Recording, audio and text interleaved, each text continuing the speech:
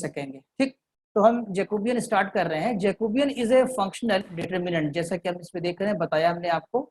और ये डिटर्मिनेंट होती है। अब किस तरीके से देखिए, जैसे मान लीजिए कि आपका u जो है, एक फंक्शन ले लिया जाए कि u जो फंक्शन है वो x y z का है।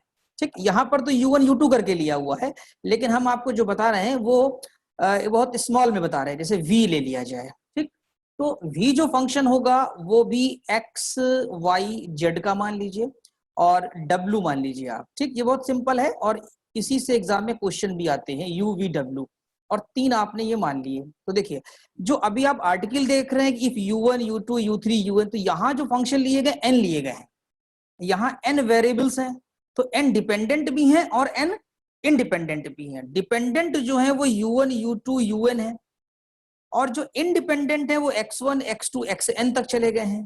तो इसमें जो डिटर्मिनेंट बनेगी वो n क्रॉस n की बनेगी आपकी। ठीक, लेकिन जो हम यहाँ पर साइड वाइज लेके चल रहे हैं, हम 2 चीजें लेके चल रहे हैं, एक n वाला भी और एक 3 वेरिएबल का भी।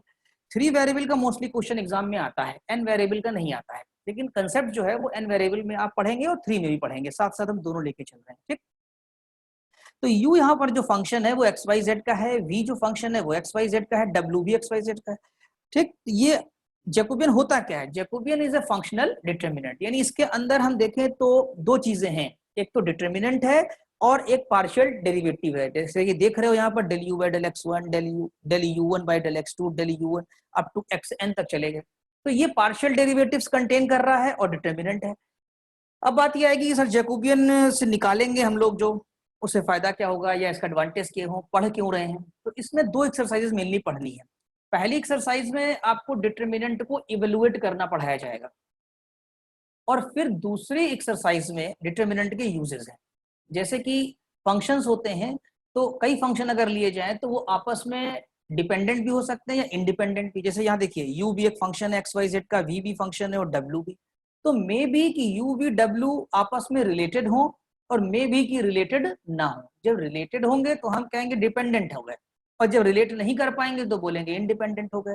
तो जैकोबियन इसमें हेल्प करता है आपको फंक्शन को एग्जामिन करने में कि whether the functions are independent और डिपेंडेंट, और ये हम अगली एक्सरसाइज में इसका यूज देख लेंगे।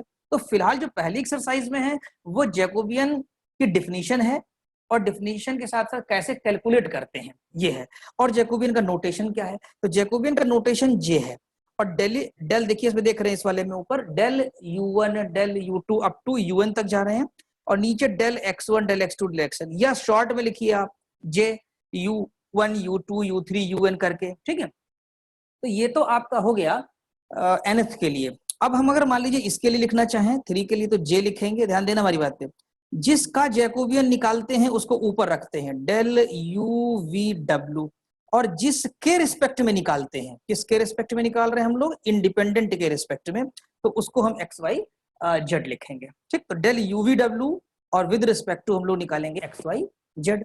तो जैसा अभी साइड में आपने देखा इधर del u1 by del x1, देख रहे हैं, del u1 by del x2 up to del u1।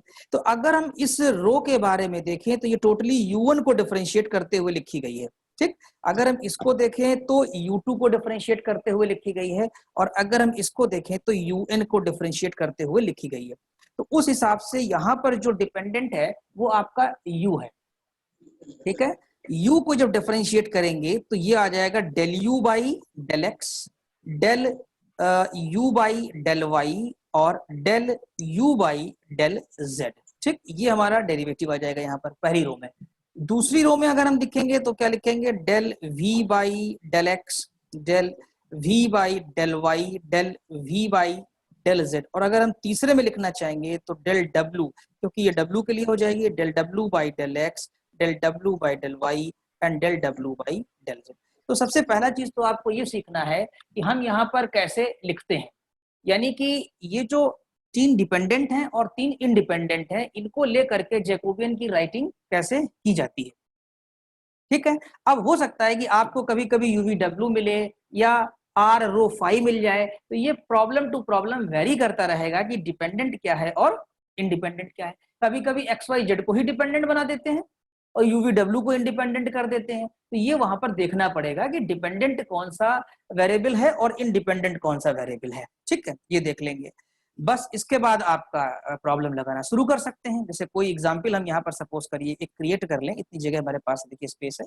यहाँ पर अगर हम मान लीजिए आपसे ये कहें कि एक एग्जाम्पल के तौर पे अगर हम यहाँ क्रिएट करें u इक्वल टू, मान लीजिए हम x plus y plus z ले लें, और अगर हम v की जगह ले लें x square plus y square plus z square, right, और w की जगह हम ले लेते हैं मान लीजिए x cube plus y cube plus z cube, ये ले लें।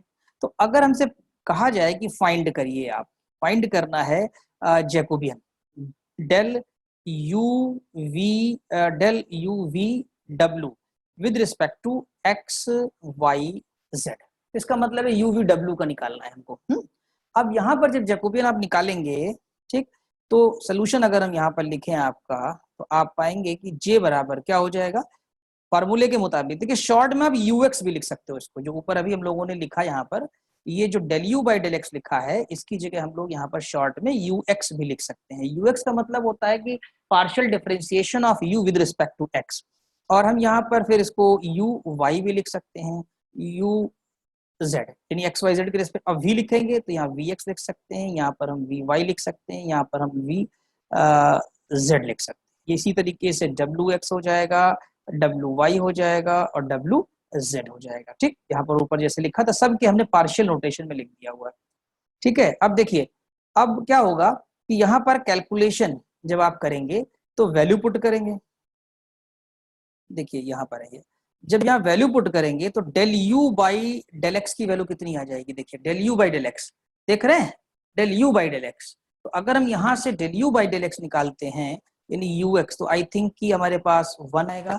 अगर हम यू वाई निकालते हैं तो भी 1 आएगा, और अगर हम यू जेड निकालते हैं तो भी 1 आएगा। ठीक है, इस तरीके से ये तीनों आपने निकाल लिया। और सिमिलरली हम वी एक्स भी निकाल सकते हैं। वी एक्स आपका आ जाएगा 2x, अगर हम वी एक्स लिखें तो वी एक्स 2x आएगा, अगर हम वी वाई लिखेंगे तो 2y आएगा, और वी जेड लिखेंगे तो 2z आ जाएगा, बिकॉज पार्शियल डिफरेंशिएशन है। इसी तरह अगर WX निकाला जाएगा तो 3x स्क्वायर आ जाएगा, और WY निकालेंगे तो 3y स्क्वायर आ जाएगा, और WZ निकालेंगे तो 3z स्क्वायर। इनकी वैल्यूज यहाँ सब्स्टिट्यूट कर दीजिए, जैसे 1 1 1 सब्स्टिट्यूट कर दिया आपने। ठीक, ये 1 1 1 आ गया। यहाँ देखा जाए तो ये वैल्यू आपके पास 2x आ गई, ये 2y आ गई, और ये 2z आ गई। ठीक है, और यहाँ पर अगर देखा जाए तो ये 3x स्क्वायर हो जाएगा, 3y स्क्वायर हो जाएगा, और 3z स्क्वायर हो जाएगा। क्लियर। अब अगर हम यहाँ पर देखें तो ये वैल्यू आपकी, ये 2 कॉमन ले सकते हैं, इस वाली रो से 2 कॉमन ले लीजिए, इस रो से 3 कॉमन ले लीजिए, तो 6 बाहर आ गया आपका।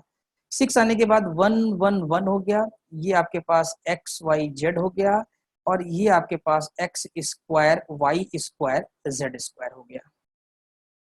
ठीक है, ये आ गई वैल्यू। अब इसके बाद इसको आप सिंप्लीफाई करेंगे, तो याद होगा आपने 12th क्लास में इसको पढ़ा था, इसका सिंप्लीफिकेशन आएगा x minus y, y minus z. ये डिटर्मिनेंट 12th क्लास की बुक से आप देख लीजिएगा, जेड माइनस एक्स, ये आप कर लीजिएगा अपने आप, ये कोई बड़ा काम नहीं है डिटर्मिनेंट सॉल्व करना। डिटर्मिनेंट अपने आप सॉल्व करना पड़ेगा आपको, और यहाँ पर ये इसका आंसर आ जाएगा। तो किसी भी जैकोबियन को अगर आपको निकालना है तो एक बस डिटर्मिनेंट बनानी है पार्शियल डेरिवेटिव्स की, डिपेंडेंट की, और उसके बाद उसको डिफरेंशिएट कर देना है, और डिफरेंशिएट करने पर उसकी वैल्यू यहाँ पर आएगी। इस तरह ये आपका एक एग्जाम्पल यहाँ पर कंप्लीट हो गया। आई होप कि समझ में भी आप लोगों को आ गया होगा ये पूरा। ठीक है, देखिए इसमें क्या दिया हुआ है कि u1 किसका फंक्शन है, u1 is the function of x2, यानी u1 की जो वैल्यू है वो x2 x3 अपॉन x1 है, u2 की है x3 x1 upon x2, u3 की है x1 x2 अपॉन x3। यानी कुल मिलाकर अगर यहाँ पर देखा जाए तो u1 किसका फंक्शन है, u1 जो हमारा फंक्शन आ रहा है वो x1 x2 और x3 का आ रहा है, 3। ठीक है, अगर हम u2 की बात करें तो u2 भी फंक्शन हमारा आ रहा है x1 और x2 और x3। पता कैसे लगा, जो इधर आपके पास राइट साइड में है RHS में, ये आपका इंडिपेंडेंट शो करेगा, इंडिपेंडेंट वेरिएबल्स, इंडिपेंडेंट वेरिएबल्स, और ये जो आपका है वो डिपेंडेंट वेरिएबल है, वो डिपेंडेंट है। ठीक है, अब यहाँ पर जब जैकोबियन आपसे पूछ रहे हैं ना, अगर ध्यान दीजिए तो u1 का, u2 का, u3 का with respect to x1 x2 x3 पूछ रहे हैं, तो जो न्यूमरेटर में है वो डिपेंडेंट, और जिसके रिस्पेक्ट में पूछ रहे हैं वो एज ए इंडिपेंडेंट हो जाएगा। अच्छा U3 किसका फंक्शन अगर देखा जाए तो U3 भी आपका फंक्शन आ रहा है किसका, x1 x2 और x3 का, ठीक है। अब हमें जैकोबियन निकालना है, तो देखिए वी हैव, यहाँ पर जे लिख सकते थे आप, J is equal to del U1 U2 U3 del x1 x2 x3। ये हमने देखिए U1 वाली रो कर दिया, ये पूरी रो U1 की है, इसमें U1 ही डिफरेंशिएट होगा, इस वाली रो में केवल U2 ही डिफरेंशिएट होगा, और थर्ड रो में केवल U3 ही डिफरेंशिएट होगा, ठीक है। इस तरीके से अगर देखें तो हमारे पास 3 रो हैं, और तीनों रो में एक एक रो एक एक डिपेंडेंट के लिए है। पहली रो U1 डिपेंडेंट के लिए है, जिसको हम लोगों ने डिफरेंशिएट किया है with respect to the independent variables x1 x2 और x3 के। तो U2 वेरिएबल को, यानी U2 डिपेंडेंट वेरिएबल को x1 x2 x3 independent variable में किया है, और U3 को थर्ड रो में x1 x2 x3 independent variables के रिस्पेक्ट में डिफरेंशिएट किया है। अब डिफरेंशिएशन पार्शियल का BSc 1 से पढ़ करके हम लोग आए हैं, और डिटरमिनेंट हम 12th क्लास से पढ़ करके आए हैं। तो इसमें कुछ जैकोबियन बहुत सिंप्लीफिकेशन के पॉइंट ऑफ व्यू से नया नहीं है, नहीं तो केवल डेफिनेशन है, which is the combination of the determinant and the partial derivative, right. अब देखिए del U1 bye del x1, अब del U1 bye del x1 हम समझ रहे हैं सबको निकालना आना चाहिए, अगर कहिए तो यहाँ निकाल के दिखा दें हम, del U1 by del x1, तो इसमें x2 x3 क्या हो जाएगा, एज ए कांस्टेंट हो जाएगा, x2 x3 कांस्टेंट हो गया।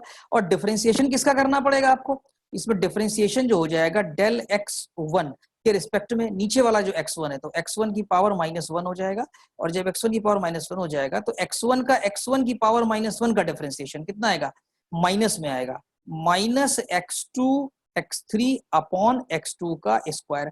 आई थिंक ये वैल्यू आप मिला लीजिए, यहाँ पर इंसर्ट है कि नहीं, देख रहे हैं, यहाँ पर x माइनस में x2 x3 और x1 का स्क्वायर लिखा हुआ है।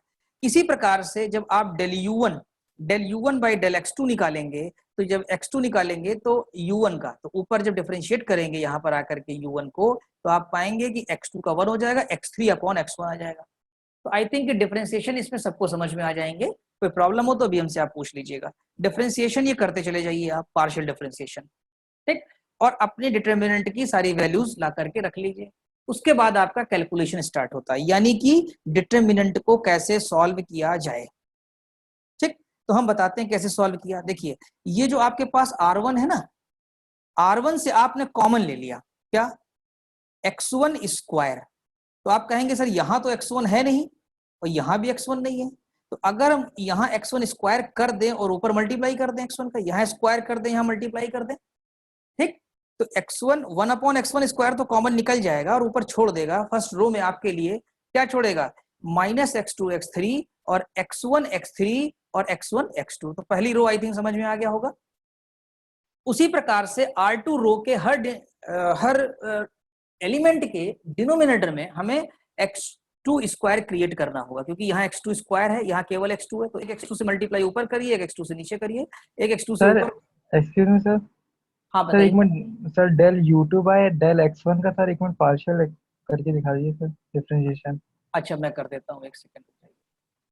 हाँ तो यहाँ पर जब हम लोग वैल्यू पुट कर देंगे, R2 हो गया, और R3 के लिए भी क्या करना होगा, R3 के लिए आपको यहाँ पर हर जगह x3 स्क्वायर क्रिएट करना होगा, ठीक, तो ऊपर मल्टीप्लाई करेंगे नीचे मल्टीप्लाई करेंगे, और इस तरीके से आपके पास एक फाइनल डिटरमिनेंट आ जाएगी।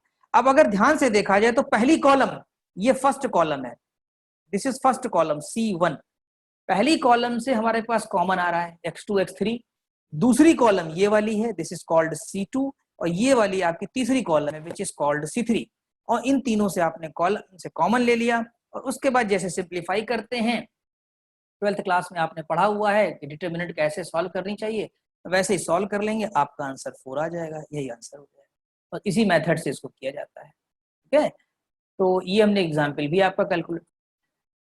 देखिए एक्सरसाइज 1 में अगर आप यहाँ ध्यान से देखें तो डिपेंडेंट क्या है बताइए, इसमें इन दोनों में डिपेंडेंट है, हम बोलेंगे एक्स वाई। नहीं, मैं बोल रहा हूं इसमें x और y डिपेंडेंट है। देखो जैकोबियन किसका निकालना है, एक्स वाई का निकालना है, आप सुनिए ध्यान से सारी बातें हमारी, ठीक, और किसके रिस्पेक्ट में निकालना है, यूवी, देखिए पलट गया, आर्टिकल में हम कुछ कर रहे थे, यहाँ कुछ हो गया। यहाँ जो इंडिपेंडेंट है, अगर हम इंडिपेंडेंट की बात करें, अगर हम इंडिपेंडेंट ले लें, तो इंडिपेंडेंट हमारा यहाँ पर क्या हो रहा है, यू और वी हो रहा है, ठीक, यू और वी दो, तो इसका मतलब यहां अगर हम जैकोबियन निकालेंगे तो लिख रहे होंगे del x y upon del u v, ठीक। तो हमारा जो फार्मूला बनेगा वो बनेगा एक्स यू। हो सकता है आपको एक्स यू समझ में ना आए, रुकिए हम इसको चेंज कर दे रहे हैं। ये होगा del x upon del u, और यहां क्या आने वाला है del x upon del v, क्योंकि पहली रो जो होती है वो डिपेंडेंट की होती है। डिपेंडेंट यहां कौन, एक्स, तो पूरा एक्स डिफरेंशिएट होगा 2 बार। और अगर हम दूसरी रो में जाएं तो दूसरी रो होगी दूसरे डिपेंडेंट की, तो del y by del u आएगा और del y by del v आएगा। यही बात समझ में। अब अगर इसको हम यहाँ वैल्यू रखना शुरू करें तो del u by sorry del x upon del u कितना हो जाएगा 1 प्लस वी। जब हम लोग एक्स के डिफरेंशिएट करेंगे इसको, del x upon del u निकाला जाए तो कितना आएगा भाई, यू का तो 1 हो जाएगा, बचेगा कितना 1 प्लस वी, तो 1 प्लस वी आ गया। इसी तरह del x upon del v निकालोगे आप तो फिर यू आ जाएगा आपके पास, ठीक। और del y upon del u निकालोगे तो आपके पास वी आ जाएगा, क्या आएगा वी आएगा, ठीक है। अच्छा, और यहां पर जब आप del y upon del v निकालेंगे तो आपके पास 1 प्लस यू आ जाएगा। अब अगर इसको आप कैलकुलेट करते हैं तो 1 plus u multiplied by 1 plus v और माइनस यू वी आ जाएगा, ठीक है। अब आप इसको सिंप्लीफाई कर लीजिए तो ये हो जाएगा आपके पास कितना 1 प्लस यू और प्लस वी प्लस यूवी और minus UV plus UV cut गया, आपका आंसर आ गया 1 प्लस यू प्लस वी। यही तो आपका आंसर प्रूफ करना था। देखिए प्रूफ हो गया, क्लियर। आप ऊपर देखिए, आपको करना था कि 1 plus u plus 1 plus v, ठीक है। ये एग्जाम्पल समझ में आ गया।